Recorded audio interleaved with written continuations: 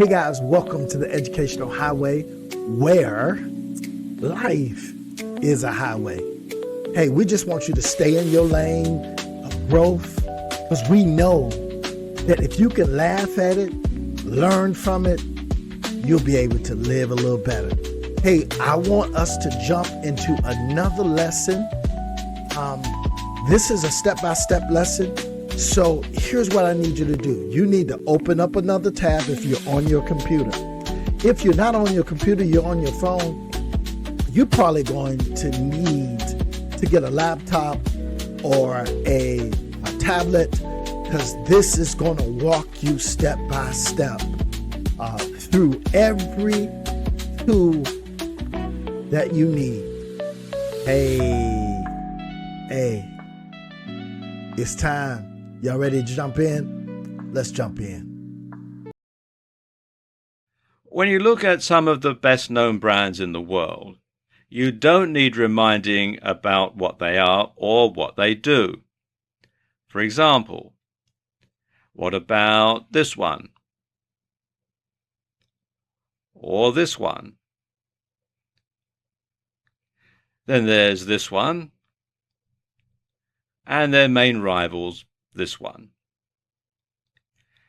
And even though, with one exception, none of these brands actually have the name of the company or the product in them, you can tell by looking exactly what the company is and exactly what they make. For example, you can tell just by looking at this collection which company makes running shoes and which company makes computer software. And in fact, if a brand is really successful, you only have to see its name or logo, even out of context, to be reminded about what the company does or what the product is. I mean, for example, take a look at this photograph here. Now, if you're familiar with the brand, you'll know that even though it's on the side of a racing car, it's got nothing to do with motoring, it's got nothing to do with motor racing at all. But you know exactly what it is, and if you live in a market where they don't sell this, I'll tell you it's an energy drink. But if you do live somewhere where they do sell this product, you'll know immediately exactly what it is just by looking at the brand. And it's the same online as it is offline. So you need to be consistent. So if let's say you're Sam Owen 101 on Facebook, and new video for you on Twitter, and new video to go on YouTube, and Sam Owen's video productions on LinkedIn, and new videos for you on Pinterest, well, nobody is going to know that you're the same person or the same business. Likewise, if your website has one color scheme and your Facebook page has another and your Twitter feed has another, and you use a different logo on your letterhead than you do online, well, quite frankly, people are not going to take you seriously. So how can you be consistent? Well, really, this is something that you must do from the very beginning. So when you're just starting out, you need to decide on a business name. Now, of course, I suppose the obvious way is to just simply use your name, but that can be problematical if you ever decide to sell the business on to somebody else. You're also selling the rights to your name. So generally, if you plan on perhaps selling your business on later on, then using your name isn't a very good idea. What is a very good idea, though, is something that is descriptive of what you do. So if you make a particular product or you sell a particular service, then including that in your business name is a good idea. And likewise, you can also include keywords as part of your business name that will make it easy for search engines to find you, and it will sort of stick in people's minds that you are or your company is or does this particular thing, and it's a keyword that sort of lodges in their brain. Regardless, you should have something that's easy to remember, something that's not too convoluted, something that easily trips off the tongue, something that people can sort of lodge somewhere in their brain, and when they need your product, they need your service, they can simply think, yes, we can have so-and-so. Or, for example, you could have something cryptic. Probably the best example of this that I know is Nike, and Nike was the ancient Greek goddess of victory. So, of course, a bit cryptic there. They were sort of thinking, well, Nike, victory, wear our shoes, cross the finish line first, that sort of thing. Something else that you really do need to do is to make sure that nobody else is using it. If you go to a whole lot of trouble of setting yourself up with a business name and then you find that actually somebody else is using it, you're going to have to start all over again. You also want to make sure that it's not deliberately confused with another more established business. And I'll give you a real life example here. Here in the UK, there is a chain of pharmacies and drugstores called Boots the Chemist, and they are a regular presence on just about every high street and shopping mall in the country. Now, I know of this guy whose name was Booth, and he started a chemist shop. He was a pharmacist by profession, and he started a chemist shop, and he called it Booth's the Chemist. Well, Boots, the chemist, weren't very happy about this, and I'm told that they got him to change the name of his shop so that it couldn't be confused with theirs. So you do have to be very careful when choosing your business name that you can't purposely confuse it with another company. Something else you should do is to have the same color scheme. So you want to have the same color scheme on all of your social media sites. You want to have the same color scheme on your website, and also offline. If you run a bricks and mortar business, you want to make sure that your letterhead, that your signage, if you have a van, you want to make sure that it has the same colors as the rest of your business, so that you've got a completely seamless association in the customer's mind between those colors and you. You also want to have the same logo, and this is very important because, like I was saying earlier in the video, people will associate the logo with you. So you need to make sure that it is the same across all social media sites. And it's a good idea to get it professionally designed. You can find someone to design a logo for you on Fiverr.com. That's Fiverr with 2 R's. And this is a site where people will do all sorts of stuff for $5 or for multiples of $5. And you can see here I've done a search for logo design, and there are quite a number of different people offering this particular service.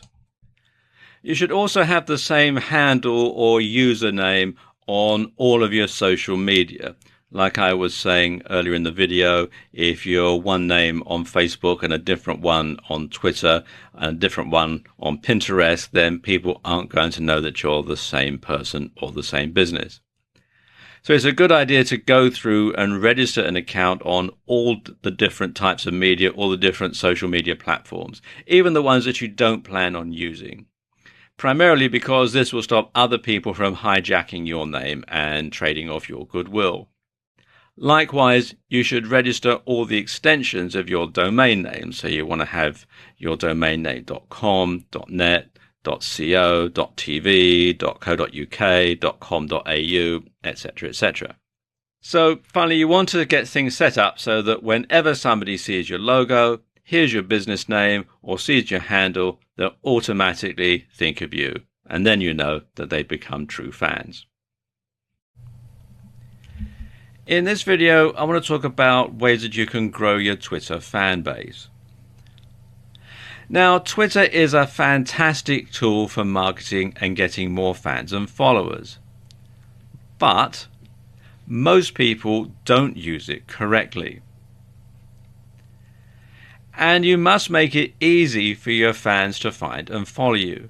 And this means having the same branding as on other sites. Now, for example, let's say you run a site in the fitness niche called Ultimate Fitness Supplies, and you supply home gym equipment, say. Well, you would want to call your business obviously Ultimate Fitness Supplies. You would have your website ultimatefitnesssupplies.com. On Facebook, you'd be facebook.com/Ultimate Fitness Supplies. On Twitter, you'd be at Ultimate Fitness Supplies, and so on. And you keep that up all the way across. Something else that you should do on Twitter, and it's very simple, but surprisingly people don't, is to simply ask people to follow you. And if you place a Twitter button on your website and ask people to follow you, well, that's usually enough. But if you find people still aren't signing up, it could be because of one or two things. First of all, either no one knows that it's there, so you'll need to make your sign up button a bit more prominent, or you're not providing enough incentive for people to want to sign up, and this can be a big problem. So instead of just leaving it to chance, why not say in the occasional blog post something like, to stay up to date with all our latest content and special offers, please follow us on Twitter. Or for exclusive special offers, follow us on Twitter. And then occasionally perhaps you might tweet a coupon code number to your Twitter fans that they can use to get a discount when they come to check out, if you have a shopping cart site, that sort of thing. So it gives people a really good incentive to follow you on Twitter because there's something in it for them, as well as being able to receive all your latest tweets. Now, something like this might just be enough to draw attention to your Twitter feed and get people interested. And this works even better in video, so if you occasionally vlog, be sure to ask people to sign up at the end of each video. And you can perhaps have a graphic that says, follow us on Twitter, and then your Twitter tag, etc. And once you have a decent number of followers, then you can use the option to have this number displayed. And this can be really powerful because people love to follow the herd. And you can create a follow button quite easily on this site, which is publish.twitter.com, and just simply enter your Twitter URL in here and follow the on-screen instructions. But of course, the best way to get people to follow you on Twitter is to simply deliver quality content that people want to read. But unfortunately, so many people get this one totally wrong. So let's look at these particular tweets. And let's say, again, that you're in the fitness niche. Something like this, do you want to get in shape faster? Try our hashtag chin up, hashtag bar, hashtag fitness, hashtag hypertrophy. Running in a marathon? Make sure your hashtag training, hashtag shoes are up to the task. We're offering a 10% discount to new clients for this month only. Sign up now at, and you've got the bit.ly URL there, hashtag deals. Our dumbbells come in a range of weights and sizes, hashtag dumbbells, hashtag weightlifting. You get the point. So what's wrong with this exactly? Well, it will be quicker to ask what's right with it. I mean, think about it. Would you follow that kind of a Twitter account? What would be the point? If you were an existing customer or fan, seeing adverts for something you were already using wouldn't offer much value. And if you weren't an existing customer, you'd probably be frustrated and annoyed by all the constant nagging. So the question you need to ask yourself is, what would your customers want to read? So put yourself in your customer's shoes, and seeing as we're on a fitness theme here, put yourself in their running shoes. What would they like to know about? Well, as you're in the fitness niche, you could provide fitness tips or workout advice, diet ideas, etc. If you run a blog on martial arts, then discuss moves and your favorite martial arts film. Think of each tweet as a mini product and try to ensure that the reader benefits from it in some way. Now, whether that's by being entertained or by learning something, it doesn't really make a lot of difference. Also, for business niches, industry news can also prove very popular. Another approach to take is a little less on the nose. Instead of directly discussing your niche, your industry, or your service, you can talk about the lifestyle of people involved with your topic instead. Try and sell the idea that you're all part of a community and tweet about subjects that might inspire or subjects that your audience can relate to. And you don't have to come up with original material every time either. You can retweet tweets from other leading players in your niche. And this helps to build a sense of community, and it tells followers that it's okay to retweet your tweets too. And of course, then you'll spread your word much further and wider than you would do if it was just to your own followers. So there you go, just a few ways that you can grow your Twitter fan base. In this video, I want to give you some tips on building a massive YouTube following. Now, why is it that some YouTube videos get so many views they practically break the counter, yet others get seen so infrequently the page looks like Tombstone before the Outlaws ride in? And how come some YouTube channels have many thousands of subscribers and their video stats hit 4 figures within a few hours, whereas others might get 1 or 2 subscribers a year and their videos never get viewed 100 times before they get taken down? Well, there are a number of different answers to that question. And while you might not have as many views and subscribers as Gangnam Style, you can certainly build a solid following and get a decent number of views for your videos.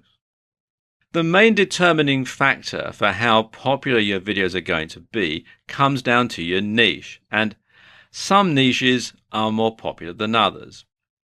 In general internet marketing, the biggest niches are fitness, dating, self-help, and making money.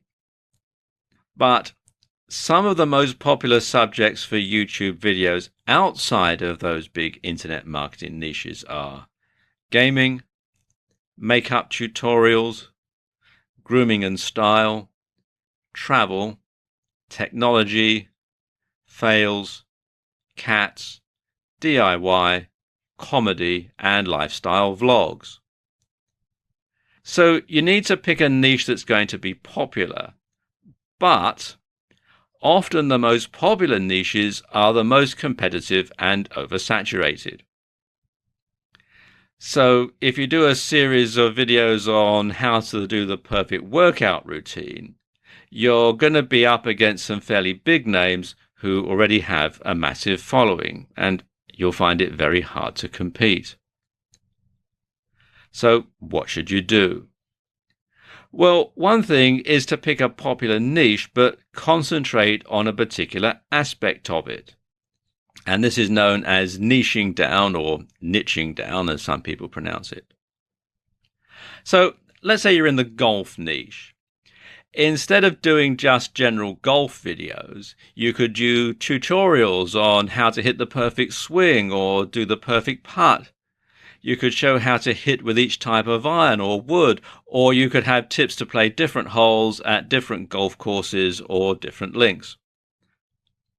And of course, when golf goes wrong, it's always a good topic for humor. Or why not pick an obscure sport like handball?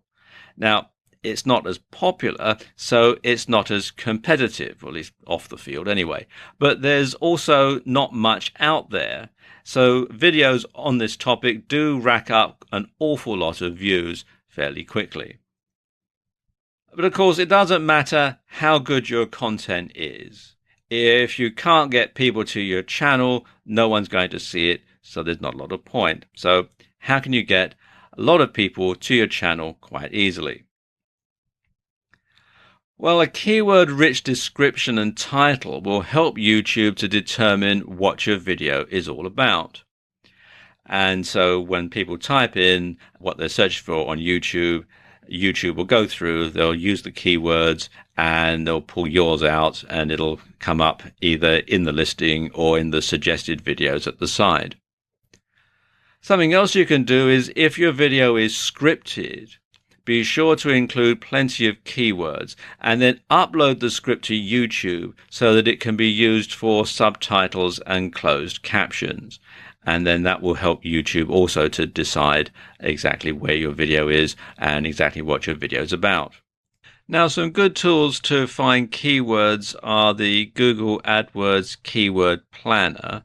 This is quite a long URL, so if you just go to Google and type in Google AdWords Keyword Planner, you'll be directed to this site.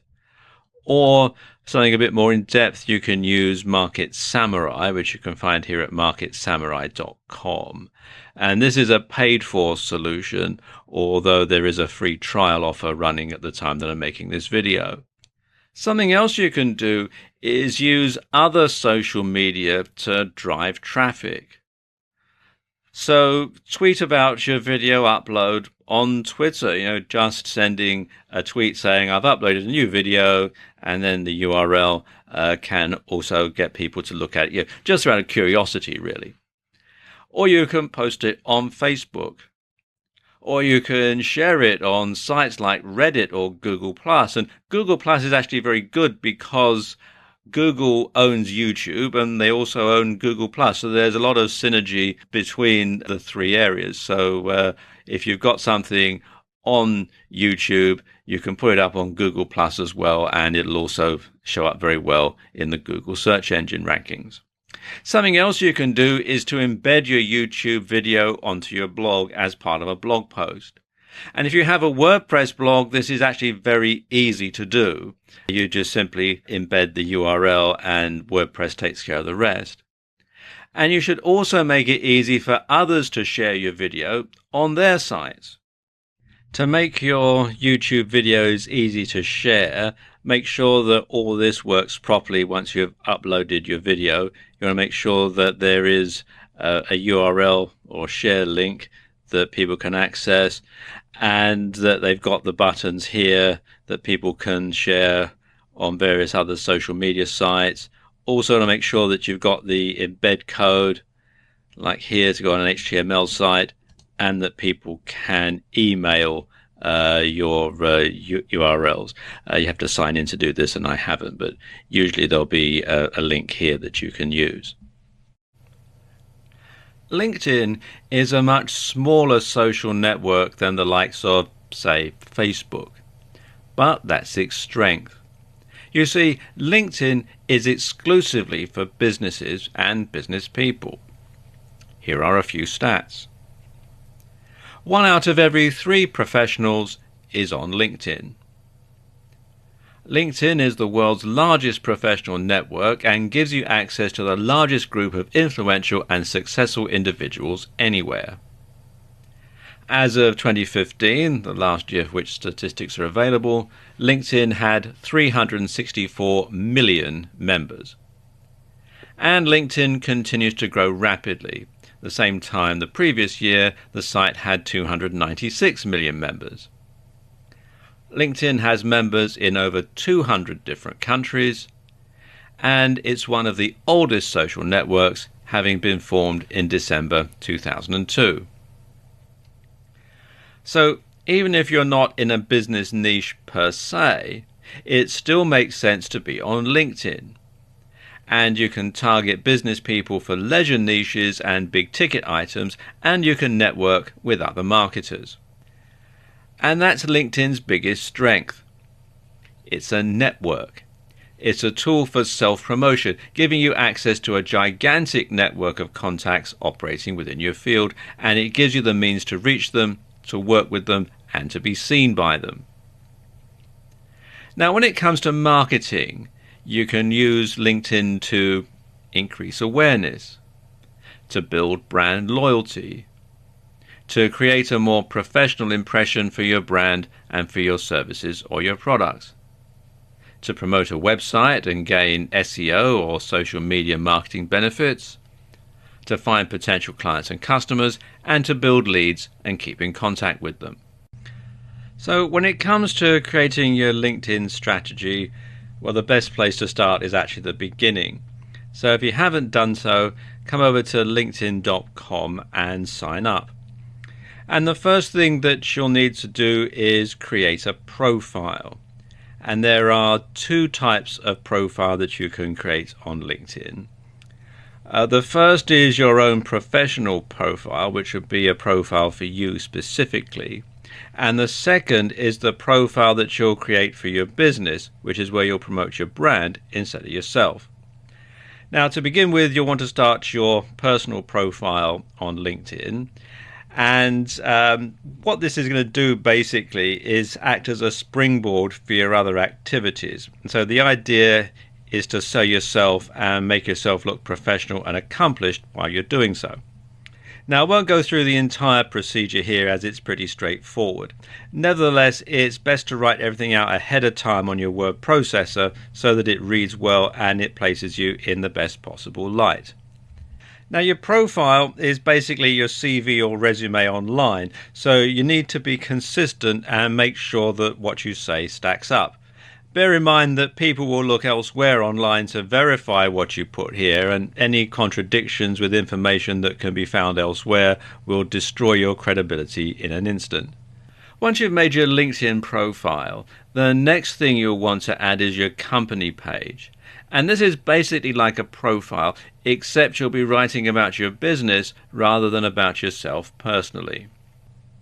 And this means you should write in a manner that sounds a little more detached and professional, and you should focus on the value proposition. How do people stand to gain from using your products or services, as well as things like the mission statement and goals. Now, they do rather hide how you set up a company page. So if you come to linkedin.com/company/add/show, then you fill in your company name, your email address, you check the box here that says I verify I'm an official representative, and then click continue. Now, your email address at the company must be at the company domain. So if you try and enter a Gmail address in here, for example, you'll get rejected. Now, there are two main ways you can reach an audience on LinkedIn for free: influencer marketing and content marketing. You can also buy paid advertising, but I'm not going to cover that in this video. Now, influencer marketing means you're going to stop trying to reach as wide an audience as possible with your own marketing, and instead you're going to focus on the quality of the audience that you market to. Now, this might mean focusing on one individual and getting them to promote something that you have to say. So, for example, if you were to take conventional marketing on Twitter, I know we're talking about LinkedIn, but let's talk about if you're going to do this on Twitter for a moment. Now, you might spend countless hours trying to build your number of followers and then trying to create new content to help increase your engagement. And over countless hundreds of hours spread over months or even years, you will build enough of a following to become an influencer in your niche and start getting more business every time you tweet. Well, with influencer marketing, you skip this step. Instead, you focus on creating a relationship with someone who already has a huge amount of influence. Now, let's take Bill Gates, for example. If you could somehow reach Bill Gates and get him to tweet about your product and to include your Twitter username, you would certainly get thousands of new followers overnight and gigantic sales for your products or services. So in other words, you could leapfrog all of the competition by going directly to a key influencer who has the ears and hearts of your audience. And this way, a single retweet, guest post or shout out could be of an order of magnitude more effective than hundreds or even thousands would regularly be. The problem is Bill Gates probably doesn't want to shout out for you on social media, and you probably have no means of reaching him anyway. People like Mr. Gates get spammed by hundreds, if not thousands of people every day and probably have an army of minions to wade through it all for them. Only the really important messages from people that they know and trust get through. And here's where it's easier to contact people via LinkedIn, because this is where LinkedIn's degrees of separation come in. If you could find someone who knew someone who knew someone who knew Bill Gates, you would be connected by 3 degrees of separation. And like I was saying earlier, this is where the fact that LinkedIn is a network can be very helpful, because anyone who is connected to you by 3 degrees of separation or less will show how you're connected to them when you view their profile and when they view yours, of course. So you'll be able to go onto LinkedIn and see the people you need to go through to get an introduction to Bill Gates. And what's more, if you're connected by someone with 3 degrees or less, you'll be able to send them in-mail. Now, this is a message they'll receive in their LinkedIn inbox, which statistically has a good chance of being opened. And suddenly it becomes all the more possible that you could reach a big influencer in your niche. And then there's content marketing. Now, like influencer marketing, it's an incredibly powerful marketing tool. In fact, content marketing is considered the natural evolution of search engine optimization, and it's now an integral part of almost every business's marketing strategy. And content marketing means putting high-quality articles onto your blog and posting them on LinkedIn to share with your connections. It also means joining groups and participating in the discussions. Now, don't use these as tools for direct selling, because that's going to be a real turn-off. Instead, what you're doing is converting your LinkedIn connections into potential fans and regular visitors to your website or blog. And this might also lead to some people signing up to your mailing list or even becoming direct customers or clients if your site is good at converting.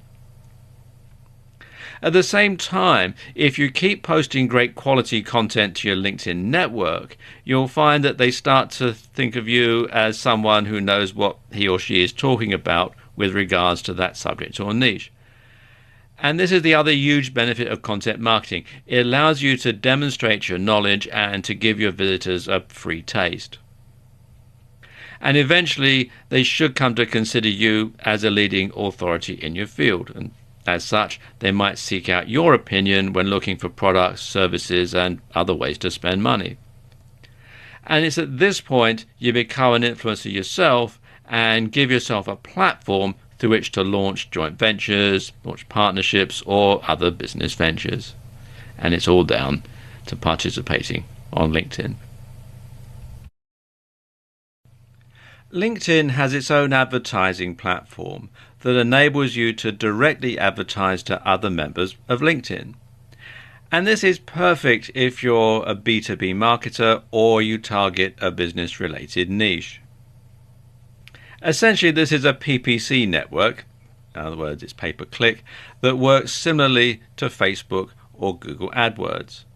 So you only have to pay when someone actually clicks on your ads, although you can also pay per impression. And you'll generally only pay a few cents for each click, but the more you pay, the more often your ad will appear, just like on Facebook or AdWords.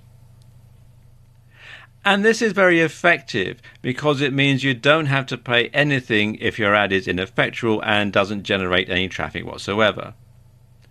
Like Facebook ads and Google AdWords, LinkedIn allows you to carefully target who sees your ads. And this is fantastic for B2B organizations as it lets you specifically market to decision makers within your industry. What's more, LinkedIn ads also work incredibly well for recruiting.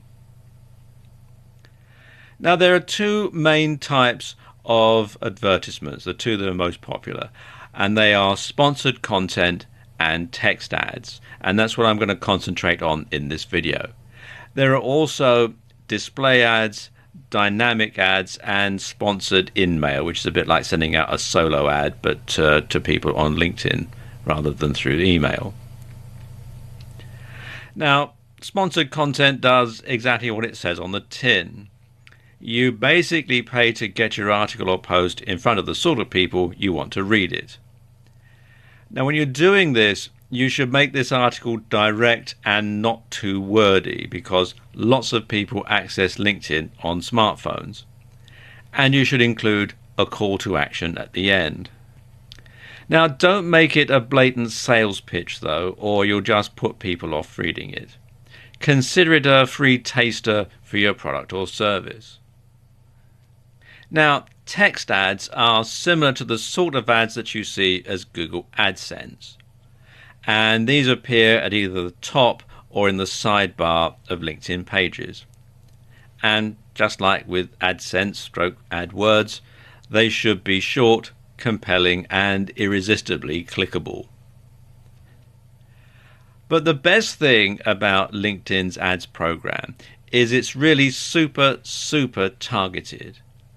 And the platform lets you drill down and target audiences based on location, gender, age, LinkedIn groups they're members of, skills they've listed, schools they attended, or colleges and universities they graduated from, and much more. And a unique advantage that LinkedIn advertising has over AdWords or Facebook, though, is the ability to target by company name, business category, industry size, job title, and seniority. So if you only want to reach vice presidents of marketing in North American digital technology companies with more than 500 employees, you can. And you can read more about this in some detail at business.linkedin.com/marketing-solutions. Now, the exposure you'll get from LinkedIn ads is not as great as you get from Facebook or AdWords. But for the right business model, it's definitely worth considering. In some ways, the slightly less popular nature of this platform can work in your favor, as there'll be less competition. One of the most phenomenal growth areas in recent years has been in the area of sharing photos and short clips as a tool for social communication. It's a great way to build an audience for your website or blog, and a fantastic way to show off your product or service to people. As more and more people get smartphones, and most of the platforms we're going to cover in this video are smartphone based, this can only get bigger. The main platforms that we're going to cover in this video are Snap, which was formerly known as Snapchat, Vine, and Periscope. Now let's take a look at Snap. This used to be called Snapchat, but it recently changed its name and it's going into hardware as well as software. Now, Snap works with a very specific media for communicating with users. And there are a couple of differences that make this platform unique and one of the most interesting social media platforms in use today. Like using photos and videos to communicate with other people. While Twitter and Facebook and most social media platforms mainly communicate with text, the only text you'll find here is the captions on pictures and videos. Another difference is that when you post your pictures and videos, they'll generally last for only 1 to 10 seconds, although you can post stories that can last up to 24 hours. Then they vanish like a ghost, hence the logo. And it's better to use stories more than snaps to advertise your products or services, because obviously they stay around for longer. So think of a story like a viral video. If you make it overly promotional, well, quite frankly, it's just not going to work. So you want something clever, something that no one has ever seen, and something that evokes emotion. And this will make people want to share the story with their friends, and it'll give you the exposure that you're looking for. Creating good stories will also make people want to follow you.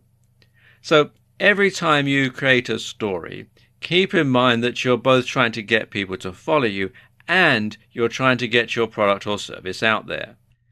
If you want to get a good idea as to how stories work and which ones are most popular, check out some of the Snapchat stories, and they still use the old name at the moment, on BuzzFeed.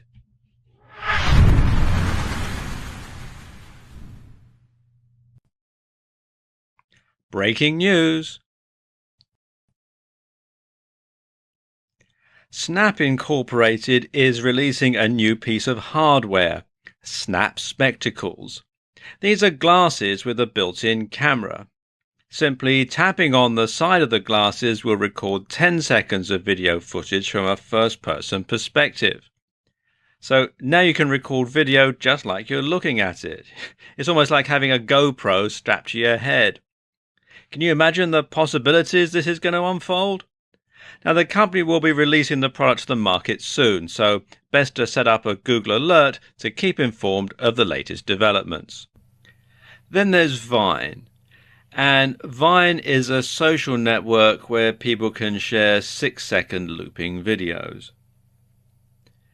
Twitter thought so much of it, they acquired it for a reported $30 million. And that was before its official launch.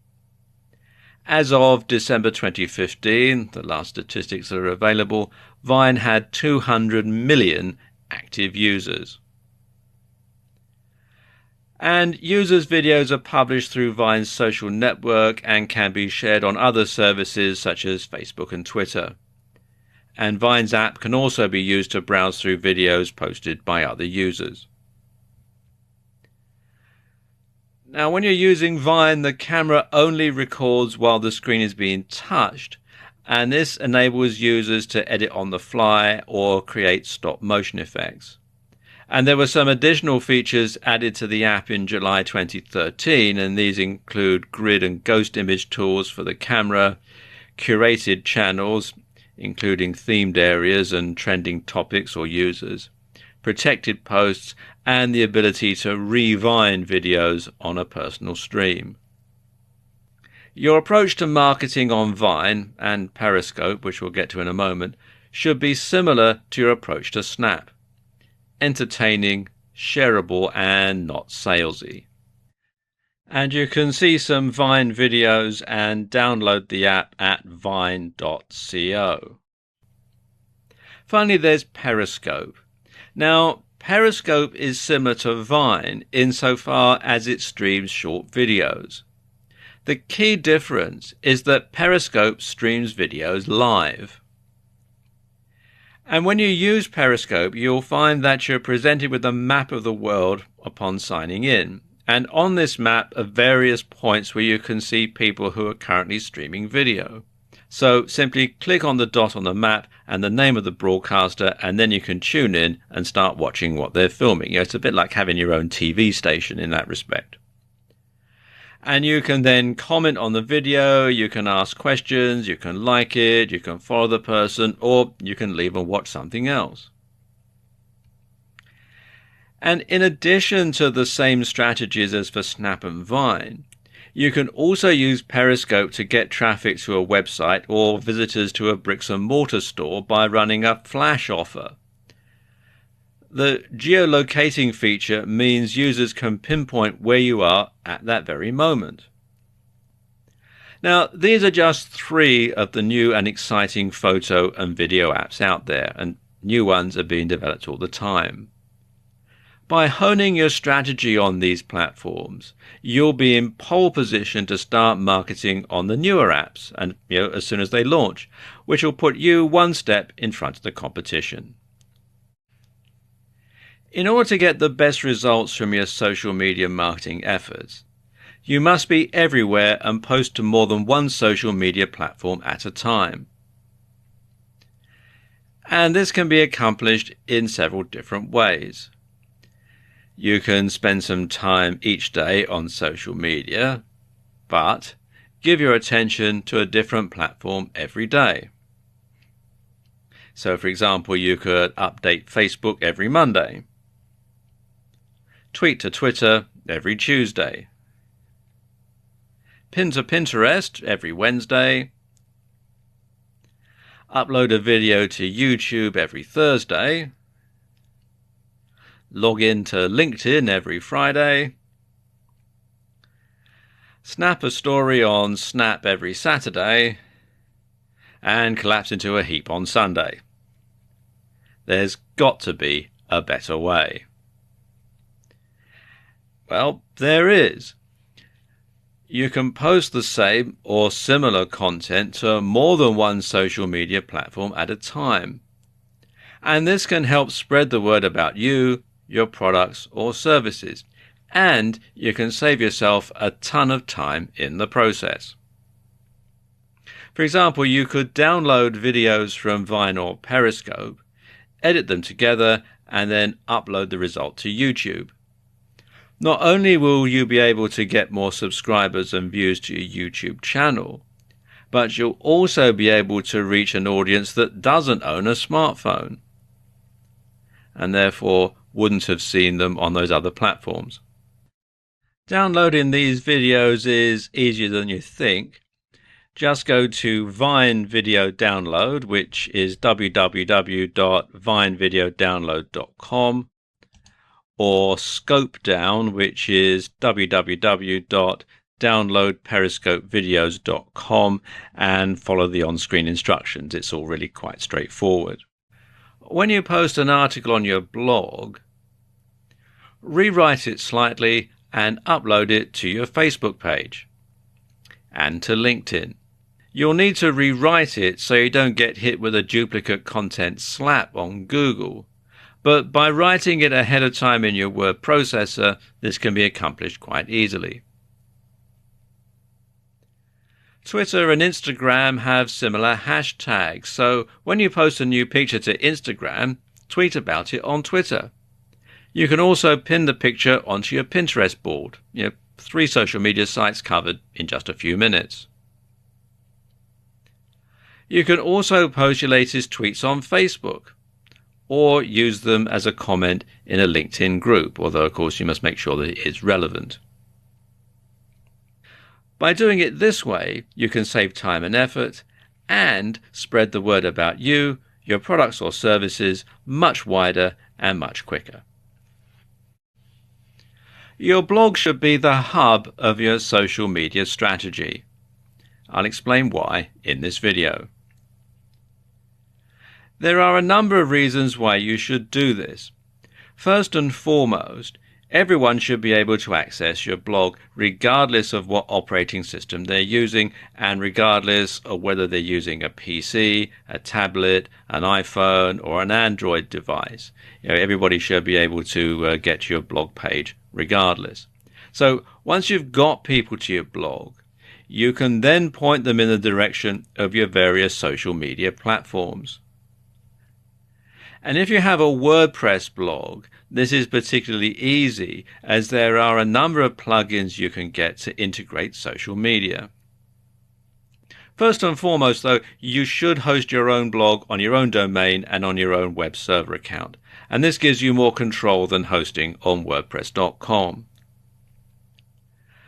So let's talk about integrating Twitter and your blog. Now, there are 2 ways that you can sync your Twitter account and your blog. You can incorporate a feed of your latest Twitter tweets into your blog sidebar, or you can automatically let Twitter followers know that you've updated your blog with a new post. For the former, you can use the Twitter Feeds plugin. Now, each time you post a tweet, it will automatically be displayed on your blog, which has the added bonus that your blog content will change slightly and Google will treat it as new content and update its rankings in the SERPs accordingly.